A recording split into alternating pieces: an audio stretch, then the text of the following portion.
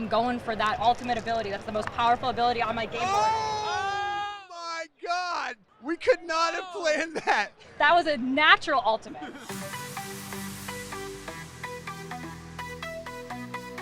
Presented by the United States Air Force. We're at PAX East 2024 for IGN Access. We are in the tabletop free play area. I have always felt like this is the heart and soul of PAX. If PAX East were Voltron, I think this would be the head. I'm joined by my good friend Scott White. Scott, how you doing? Doing well, Seth. How about yourself? I'm doing wonderful. Scott, you're somewhat of a board game enthusiast, would you say? Yeah, much to my wife's dismay. A bit too many games, she'd say, but... Can you really have too many games? Nope. No, you can't. Well, since I am not the extraordinaire that Scott is, Scott, you're going to show us around the tabletop area, maybe some of the free play, some of the booths, some of the games they got. You want to do it? Let's go. Let's throw some dice. Let's roll some dice. So right here we have Dice Throne. It's basically Battle Yahtzee with all sorts of different comic book characters and original creations. Really fun, really approachable game. Okay, what kind of comic book characters are we talking about? They have one Marvel set out right now, which has like Doctor Strange, Thor, Loki, all sorts of things. Miles Morales is a great one. And they recently, last year, did a Kickstarter for their next Marvel set, their season, doing all about X-Men. It's all about rolling dice, playing some cards, easy to pick up, really easy to play and fun. Yeah, and super recognizable characters also. Let's go check it out.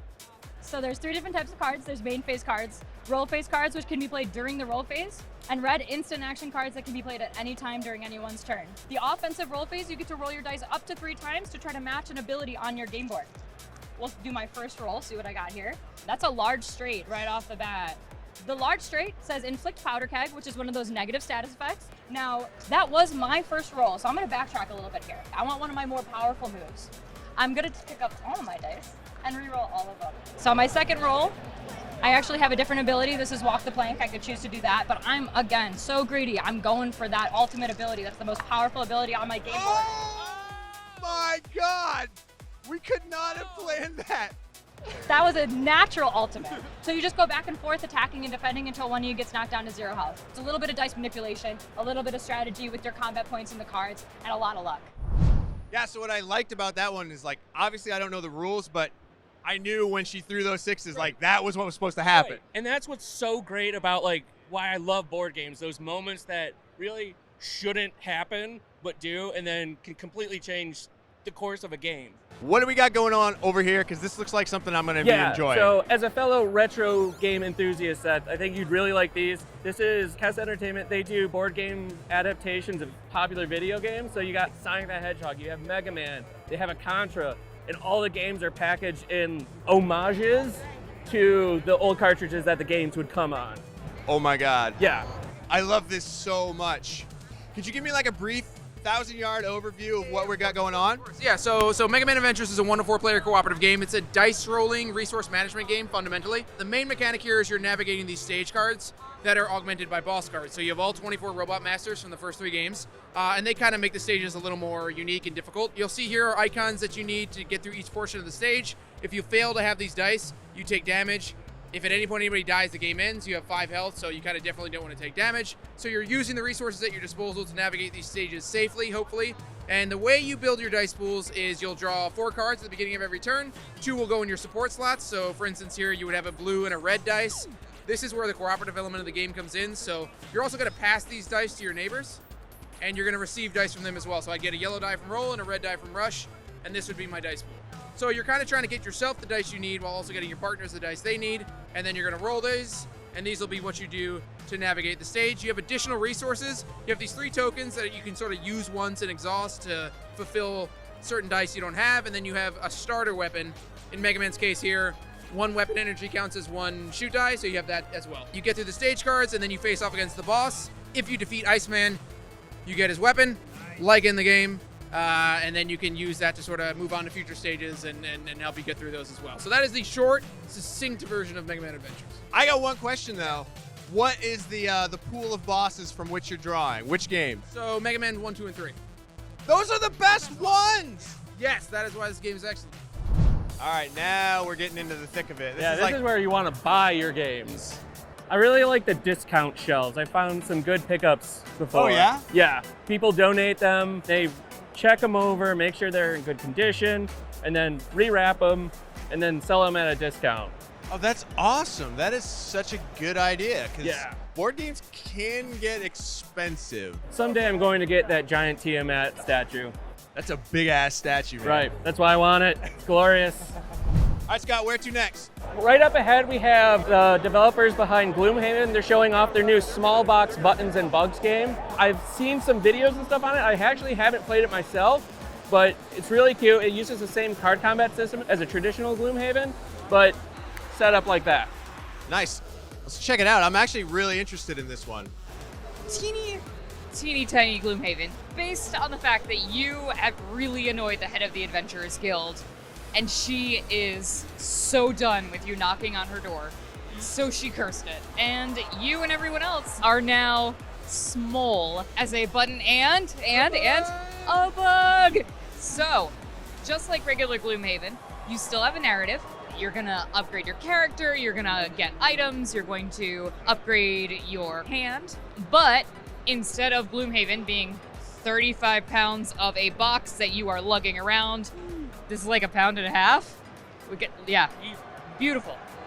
And it fits in the box. So this is standalone. It's sort of like just a smaller version with slightly simplified or just different rules. Are they simplified or are they different rules? They're going to be very similar rules in a compact version. It is a one-player game, so there's not really like strategy in the enemy so much. Big kind of changes are involving your card hand size. So 4 cards in your hand at all times here. Once I use up 2 cards here, instead of automatically discarding, they're going to go to a B-side. Once I B-side, then I discard. And then elements are slightly different here. When is this going to be releasing, like where people can buy it outside of PAX? Now. Yeah, so I had to buy that because It's so cute. It's so cute. It's adorable. Like, I've actually never gotten around to busting my full-size version. Like, I couldn't. Me either.